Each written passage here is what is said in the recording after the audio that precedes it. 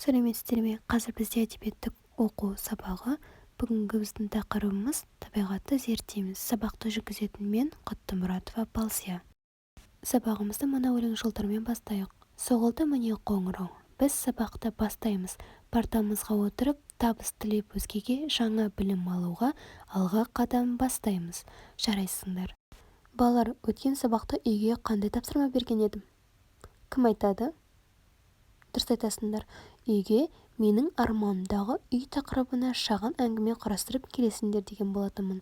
Барлығымыз орындап келдік пе? Тамаша. Ендеше қазір тексеретін боламын.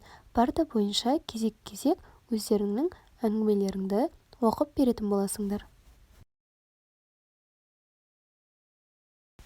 Жарайсыңдар оқушылар, өте жақсы жұмыс.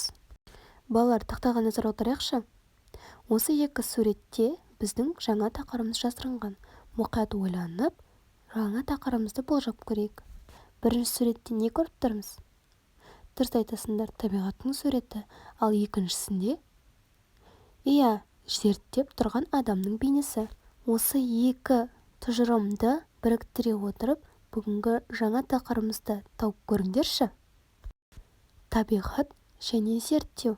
Яғни, бүгінгі біздің жаңа тақырыбымыз табиғатты зерттейміз деп аталады. Жарайсыңдар оқушылар. Алғашқы тапсырмаға назар аударайық. Оқулықтың 75-ші бетіндегі құстардың суретіне мұқият қараңдар. Қай құс сендерге таныс?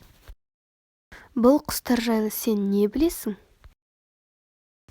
Балалар, осы құстарды топтастыруға болады ма?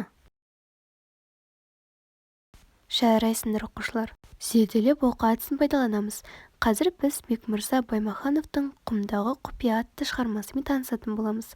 Балалар, Бекмырза Баймаханов деген кім? Бекмырза Баймаханов туралы не білесіңдер? Бекмырза Баймаханов туралы естігендерің бар ма?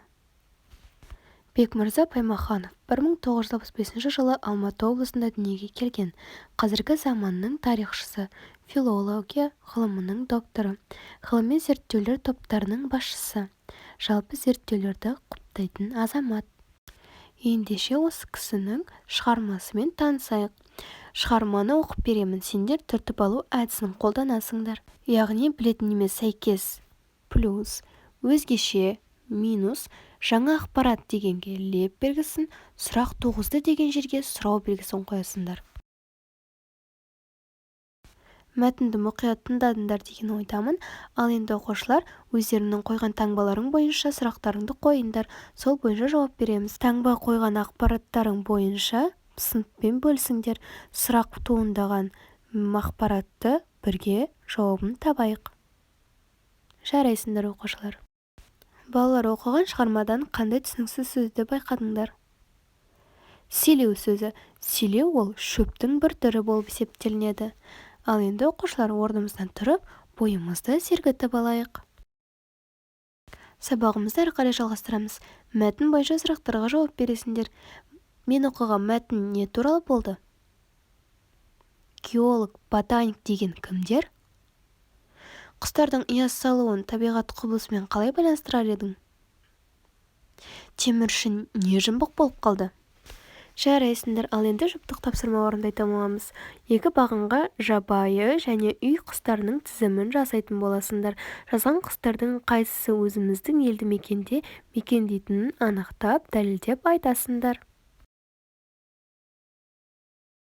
Жарайсыңдар, ал енді жұптар бір-бірін бағалаңдар. Бағалауды бас бармақ әдісі арқылы жүзеге асырасыңдар. Балалар, тақтаға назар аударайықшы. Мен сендерге құстар жайлы қызықты материалдар алып келдім. Мұқият қарап, есімізге сақтап отырамыз.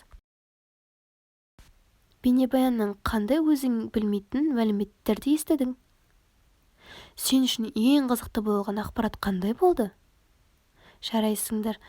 Ал енді балалар, барлығымызға таныс еркін микрофон әдісін қолданамыз. Бүгінгі сабақ бойынша өз ой-пікірлерімен бөлісесіңдер. Қай кезең ұнады, не нәрсе қызықты болды, не нәрсе ұнамады, барлығын айтатын боласыңдар. Жарайсыңдар оқушылар, рахмет.